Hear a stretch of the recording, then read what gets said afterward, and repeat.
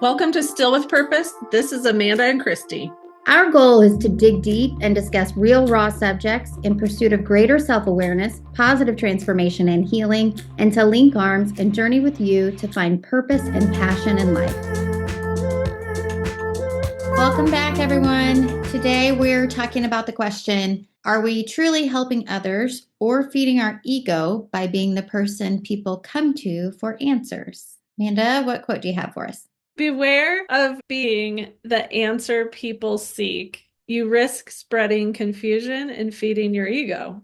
That's a brutal one. So we're going to unwrap this one for everyone. One of the things I have greatly appreciated about the training that I've been under in the seminar world and also ministry situations is that it's really the art of asking the right question so that they talk it out loud, hear themselves say things out loud, and therefore find the solutions in themselves instead of you being the person that has the answer for them. I think we all do that. We just need to talk it out, not really looking for the answer. We don't have anyone's answers. We barely have our answer. So glorifying yourself as the person that people should be coming to for answers is really sketchy, in my opinion, especially in ministry. Because really, if you're in a situation where your leadership isn't turning you back to God, I would get out of that situation and find something that's a little bit more biblical. That's a huge red flag. You should always take things back to scripture. In fact, there's one part of the Bible, it says Paul had been preaching, but the people studied the scripture to make sure even what he was saying is correct. And we should all be doing that. We should all be basically fact checking everything we hear against the Bible.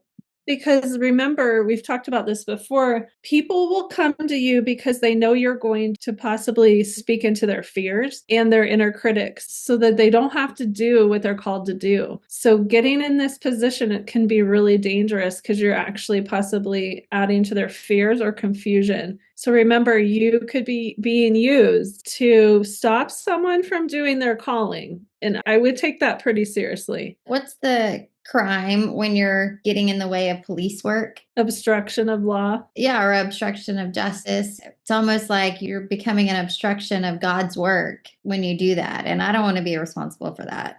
And I've been in situations where I've been journaling about something, which is where I feel like I got my most clear answers. And I feel like he's told me, like, if you could step aside, that'd be great. It's kind of like, I could do this a lot faster if you got out of the way. And we should be okay with that. We should be humble enough to say, okay. Well, we're not okay with it because his timing is so slow.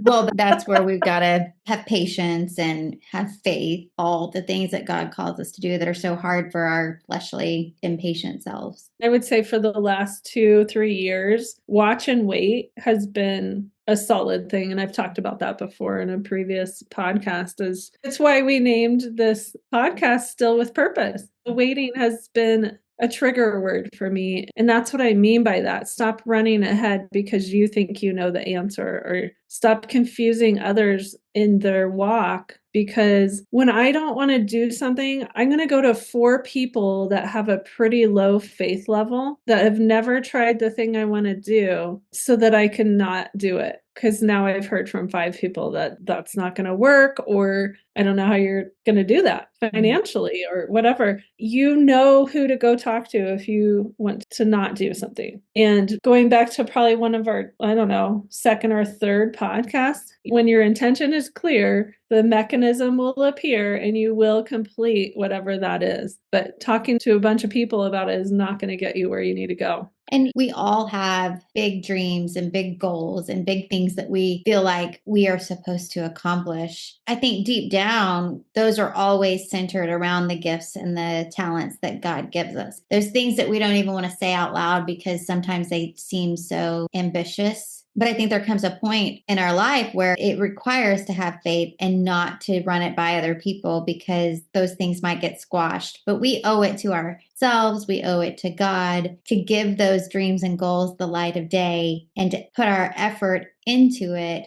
with just blind faith, knowing that God can do anything and God can accomplish anything. So why are we at the mercy of other humans who also have tons of faults and many weaknesses, just like we do? But God can help us accomplish anything. That's why we're sitting here on this podcast. I can say it's not the only thing I have not shared with people, but I'm a very vocal person. I've really cut it back, the oversharing. I've cut it way back in the last year, and I've learned so much from it. One, because I'm not talking to the critics and getting their input. One, I'm trying to be less lazy and get the stuff that I know I'm called to do done. But this podcast was between Christy and I, and maybe one friend heard about it the very beginning stages, but I didn't talk about it for really a year, except with Christy. And we knocked it out, recorded, edited, got all the pieces together, re-recorded, and just fumbled through it and self-taught every aspect of this. We both have different skill sets and we brought them all together. Everything I've learned in the years I've been alive has been used in this podcast. And it's been so cool. Brought all of the skills that I've learned as an adult in the industry that I'm in. Every single one of them I've used in this project, but towards a goal, not somebody else's business, towards a goal that I feel God is calling us to do. And it's just so fulfilling. And I've learned so much from it myself. Just our conversations, we always walk away from it with big ahas that we take ourselves throughout our weeks and our months. And every time we hear one of our episodes drop that we've recorded weeks or months previously, it's always such valuable information and almost like brand new. So it's just an ongoing rewarding thing. And it's not perfect by any means. If here I go again with the word perfect, which I know we talked about last week, is not attainable, but it's fulfilling to us. I feel like God is in it. I feel like God is using us. And when we weren't talking to other people about it as we were working on it, I know you and I both were talking to God about it constantly. We didn't need human input. We had God's input and we were working on it together. Because it really doesn't matter what anyone's opinion is. It's us putting in the work. And it was such a gift for us to not go into perfection and how Bob thinks this podcast should be. And, you know, I hang with video guys and I just didn't go into the perfection part of it. It was like, this is what we want to do. And this is the consistency we're going to hold. And we just came up with it. And it's been such a blessing. And it's one of those things that in my mind, when I was saying, you don't want to say out loud because it sounds too ambitious. At one time, this project felt like that, but it came to fruition. God helped us bring it to life. For everyone else listening, I guess all of this to say, whatever you're thinking in your heart and in your mind, God's calling you to do, but it feels so daunting or too crazy, too out there to really go after. Don't let the fears of the world or the critiques of humans or the negativity that you may hear from others, don't let that squash what you feel God is calling you to do or what your talents and gifts are really centering around. It's really true because I had thought about podcasting for about 5 years. So I just gave it to him and he brought it into my life when it was the perfect timing. Now, if I would have toiled and tried to push it through, if I could be on 3 different podcasts right now that were not fulfilling to me or were heavy in resistance and not fun. I know some people are against dream boarding, but because there's just different attitudes around dream boarding. But for me, the visualization is really cool to put objects on a document that show what I would absolutely love to create in my lifetime, because I have boards that I've had podcasts on forever and I never thought I would accomplish that. I've been a guest on a podcast, but not, I'm going to take this on completely. That's what God wanted you to do. It's just cool. He does put dreams inside of you and they never go away. You can ignore them. You can run from them. He gives you gifts and talents. You can ignore and run from that. It's so interesting to me that this stuff is just coming up naturally. And this is going to be on New Year's. But you talked about dream boards. Every New Year's Eve, I get a ton of magazines and I get a poster board. Mine are usually like the smaller ones. I don't know, like a 12 by 12. Yeah, I cut out pictures, letters to make words from the magazines. And I make a vision board. I do it with my kids. Some years they do it, some years they don't. But I always do it. I hang them in my bathroom. Actually, if you were to go and look at my bathroom right now, you would see one above each other in columns. And so it's really cool to look at years past, like, okay, this is what I was focused on. And oh, yeah, that one came to fruition. That one didn't. Hey, look, it's on my vision board again the next year. And it's been on there for 3 years. It really is a visualization of here's what I feel like God's wanting me to accomplish and keeps front and center in my mind and in my heart. Here's what I feel called to do this year. This is a total tangent we've just gone down. But it's okay because it just comes naturally to us.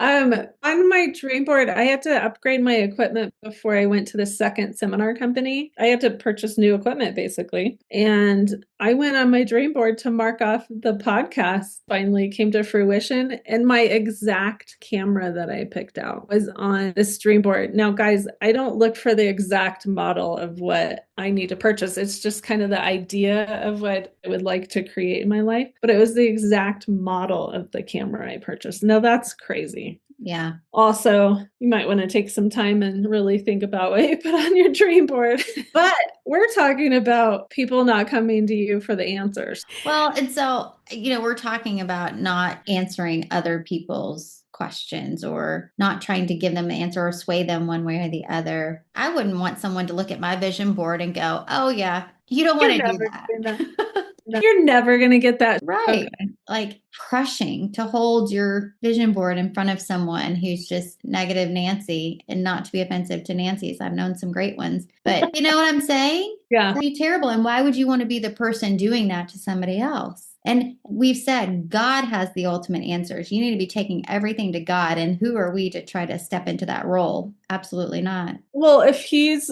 filling you with dreams, talents, and gifts, then doing a dream board would actually be a visual interpretation of what's in your heart. Of what God's putting in your heart. Yes, but that doesn't mean every single thing, you don't get to be mad at God if something doesn't come to fruition. It's more like just hope giving and faith walk, not a Christmas list of all the things that he needs to accomplish for you. That's the very big key part of that for me to explain, because I have a couple people in my life that are very angry at God because certain things didn't happen. I could be very angry at God because certain things haven't happened. I just choose to be excited about all the things that have come to fruition. And it may not be, we talked about this in our last episode, it may not look like how we picture it happening. Like, for instance, I know on my dream board right now, and we talked about this in our last episode too, it talks about give the gift of time. Now, I could have a lot of time freed up. I'm not saying that this is what I want, but like, what if I lose my job tomorrow? I could choose to be really upset about that. But you know what? It might give me a lot of time to put elsewhere. So it may not look like what I think it should look like, but that desire in my heart was there for a reason, to be able to have more time to give to someone. So however God makes that happen in my life, I'm going to be okay with it. Maybe not right then, but you will be. Right. I may feel like I want to be angry about it, but I think that's why we just have to remember that we're not in control and we don't have the answers. Yeah, holding on to things really loosely. Going back to people coming to you for the answers, I've read in many books, and especially the Bible, to be very aware of people coming to you for answers. You are to lead them back to the main source, because you could be creating confusion and making things even worse, right? And I personally don't want to be in front of the Creator and hearing that I actually led someone so far off the path because of my words and actions. That sounds excruciating. That conversation does not sound like a good time. Even in, this is one of my pet peeves, even in not even big questions or situations, but like, what's the weather going to be like? And somebody with such confidence says something and it's completely wrong. Like, I cannot stand it when there's such arrogance and confidence around an answer, and then I find out later they were totally wrong. So I try to make it a point to say, don't quote me on this, or I don't know firsthand, or I haven't seen it with my own eyes, because I don't want to lead people to believe something that's not true. It's happened to me many times before. And I mean, seriously, it's one of my pet peeves. Also, going back to that, we all need to be humble. Just have some humbleness, or like, you don't know everything. You don't. I don't know how to say that any nicer, to be honest with you. We don't know everything. But if you think you're right, you may not be right. So don't lead other people astray. your identity is wrapped up in the numbers and how many people you have helped in your lifetime, then your ego is definitely at the helm. So this goes back to, for me, when mine was in savior complex, which means my love can save a person out of the cesspool of their life, I toiled and people pleased my way into an awful, thankless, used position. At one point in my people pleasing, I was manipulated to buy a truck because I was deemed as very stingy. And my ego was at the forefront, and this lie irritated me so much that it manipulated me into being taken advantage of. And I didn't want to be seen as stingy, so I went ahead and did it. So when your ego is wrapped up in numbers, like 10 people come to me on a weekly basis, I help everyone through all their problems. This isn't good. This is, you've put yourself in a position where you're the almighty, and that's a very dangerous place to be. And I've seen it absolutely in the church and seminar rooms, for sure, the power trip that comes on. And we're both pastors' kids. You have a great example. I have a great example in one of my stepfathers, but the other one, not so much. Fortunately, I hear my dad say all the time that it's not about what he has to say. Take it back to the Bible. And if you're not checking what you're hearing, whether it's from him or from anyone else, you should be. Yeah. The other thing is don't you find it's pretty rare to see full circle of someone's, the thing that you've been hoping and praying for that person? It's pretty rare that you'll see the end result. Like you might be step 1 or 2, but the harvest step is pretty rare. You're just a piece of their journey. And so you don't want to be the piece that throws them off track. Like, don't let your ego make you feel like you should be responsible for some big, great outcome. Yeah. Possibly part 2 of 50 steps for that person to get to the end and to have the reward of the work they did in their life. You were a piece of that, but you weren't the full answer to that. Glomming onto one human and being all of their answers is just probably poor usage of your time. If you can just turn it back to God, that's actually even a better position to be in.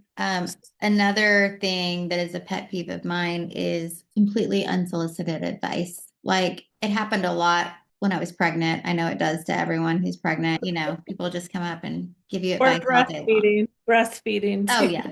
I'll speak for myself. Being so young and a people pleaser at that point, it was always, thank you, and you're nice, and you gobble it up. But now, even, for instance, I was at the store earlier in the year and buying a hummingbird feeder, and I was buying the hummingbird food, and she's like, did you know that the red kind is harmful? And she went into the whole explanation. So then I felt guilty, and I put back my red feed, and I got the clear. But I was walking out and I told my daughter who was with me, I'm like, that was just a great example of, I didn't ask for that advice. It was just someone felt I needed to hear it and they needed to say it. And like, what makes people do that? I've gotten to where I don't. I really don't, because it drives me nuts.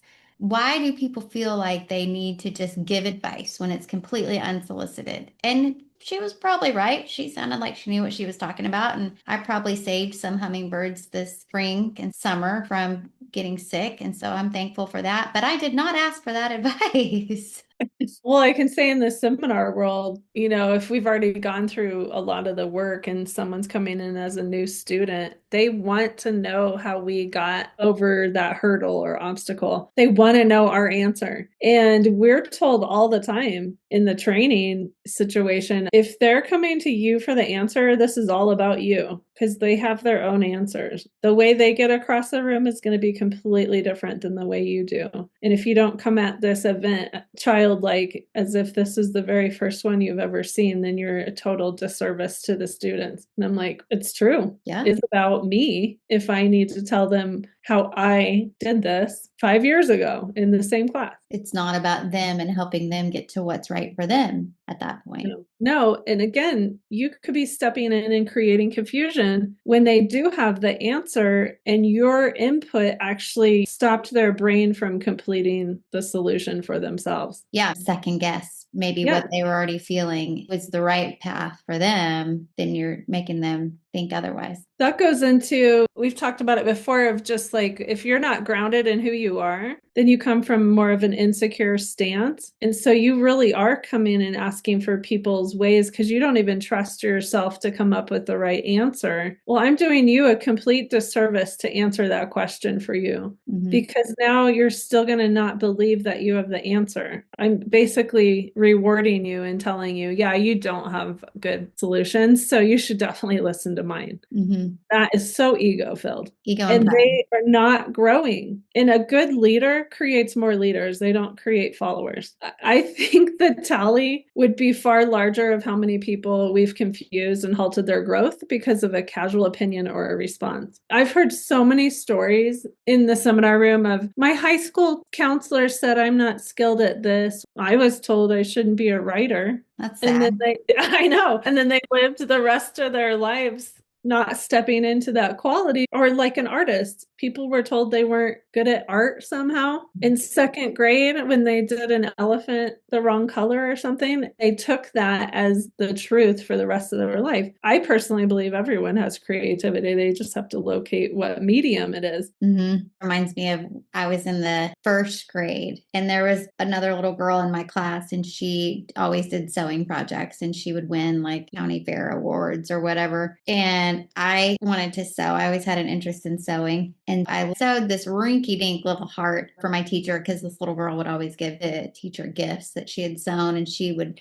ooh and ah over them. And so I sewed this really terrible little heart and I like colored it with markers. I remember the fabric literally. And it looked terrible, but I gave it to her and I thought it was the best thing ever. And she just kind of said, thank you, I believe, didn't make a big deal about it. But later on, I saw it in her trash can and it broke my heart. And I always think back to that. And I'm like, would I have kept sewing more when I was little and now be a great sewer, which I always wish that I was, and I'm not. But, just like it's really easy to deter people and especially younger ones, like you're saying with school counselors. So I think you just have to be so careful. For sure. That goes back to who you're telling your dreams to. They aren't called to do what you're called to do. So they're going to speak fear and all that stuff into your hopes. So stop doing it. Stop going to people for that. Ask God for confirmations on stuff that you hear. I feel like we should kind of touch on people that are listening that don't feel like they hear from God at all. And I think we have touched on this in a past podcast. But if you don't know his voice, then get with him as much as you can so you can learn what his voice is for you, because he speaks to me completely differently than Christy. He's going to speak to you in the easiest format to get a hold of you in. It's not going to be the hardest format. Oh, this is a great way to like kind of wrap this conversation up, is when you finally hit publish or when we uploaded our first podcast, you're going to hear feedback anyways. People are right there to give you all their scared, crappy feedback. And I don't know that we've gotten a ton, but I know we got a bad review on our very first podcast. Someone put a 1 star and it was right out of the gates, man. It was like, I don't know, 2 hours after we posted our first podcast. And we both just went, I mean, do they know what that does to someone who's trying to start, a new thing that's being seen? You could actually be stopping someone from their gifts being seen and heard because you messed with the algorithm. Are you willing to do that? Are you willing to step in front of God's gifts and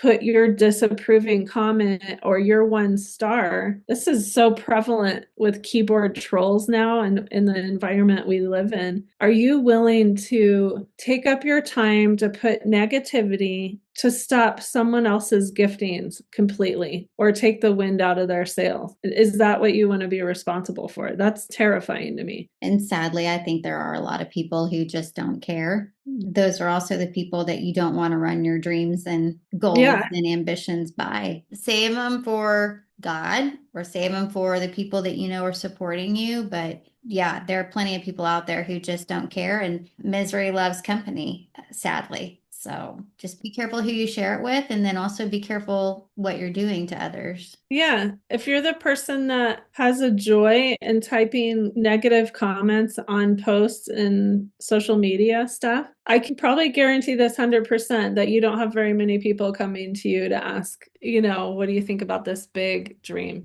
That's feedback right there on where you're showing up in this world. Yeah, you don't have a lot of people coming to you because you're squashing a lot of dreams. Yeah. And going back to last week about giving and receiving, you're going to attract that in your life. You're so scared to go out on a limb and risk take and do the biggest goal and dream of your life because you're terrified that you're going to fail. And so therefore, you don't even believe anyone else should get their dreams, right? Definitely something to look at if any of the listeners listening are sitting here thinking about, might be that person. Like, really would love for you to take a look at that because that's a huge responsibility. I can't tell you how many people have quit their media accounts because of crappy comments. It's just so discouraging. Even to the strongest people out there, it's just like, ugh. And why? Like, what made one person with a negative comment feel so empowered to crush somebody else's dream and joy and to have a lasting effect? I mean, because it will at that point. Such a lasting negative effect on somebody else's life. I think I've seen the worst stuff on someone trying to do a health journey. People just keep blasting them with how their body looks or whatever, because no one will ever know who that person is behind that account. Actually, that reminds me, I have a former coworker of mine, and she is an influencer on social media in the trail running space, and she lost like 200 pounds, and she regularly posts pictures of her body that she's thankful for that can get her from point A to point B and, is healthy, and thankful for her legs that move her and her feet that get her there. But she'll have people who comment, how dare you post pictures like that and this and that. And it's amazing, though, the positive spin that she can put on it and just the resilience that she has around it. It's so admirable. But yeah, I'm just disgusted by people and the things that they could say. So the goal really would be to find supportive friends that can get behind your dreams and venture and encourage you. I definitely have my handful of people, and honestly, Christy's one of them. She's a great example for me personally, because she was on my content for 6 years or sending me side notes of like, hey, this was really an effective message for me today, and thanks for taking the time to write. I've had probably 10 solid people that have encouraged me in my writing for most of the time.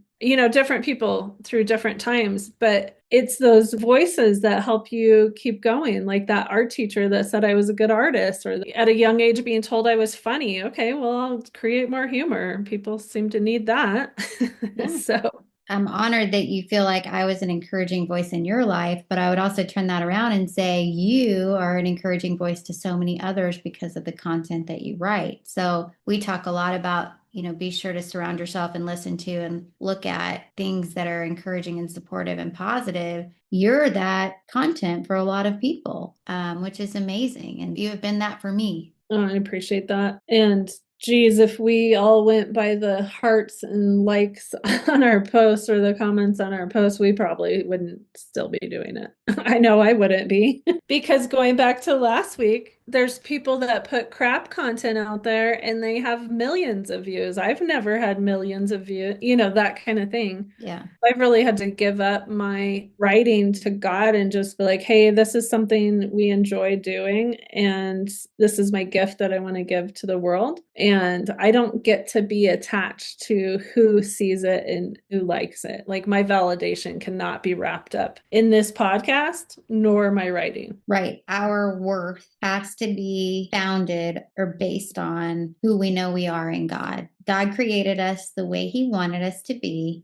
with talents and gifts that are particular to us to give back to the world in a particular way according to his bigger plan. And so I can't base my value on what other humans may think about it because they have nothing to do with any of that. And you can't look to them for your answers. That's right. And nor do I want to be the one giving them answers. I mean, we say don't give answers to other people, and yet we have a podcast, where we talk about all of this self-development and spiritual growth. But those aren't the answers. Those are shared experiences and learnings in the hopes that you will come to your own experiences and learnings and ultimately through and with God. In no way do I ever want anyone to think that I'm giving answers and thinking that I'm right, because that's not my intent and that's not my belief at all. And I don't think you're coming from that position either. So I just, want to make sure that that's really clear. We are dependent on God, just like we would hope and pray for everyone listening that you are also dependent on God.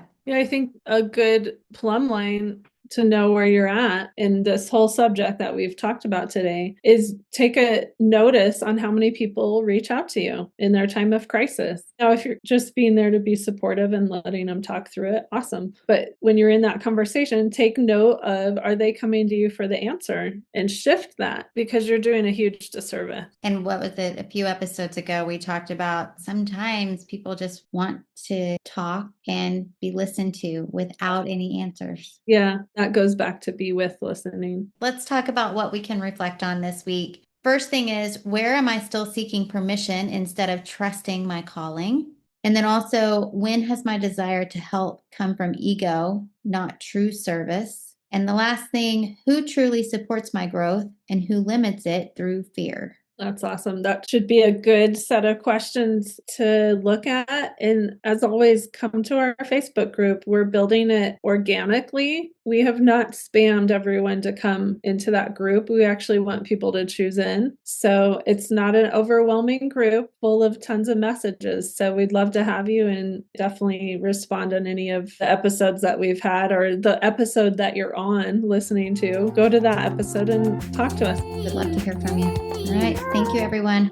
Thanks for joining us today. We know your time is valuable, and we hope you have a phenomenal week. Until our next episode, find more content and social links at stillwithpurpose.com.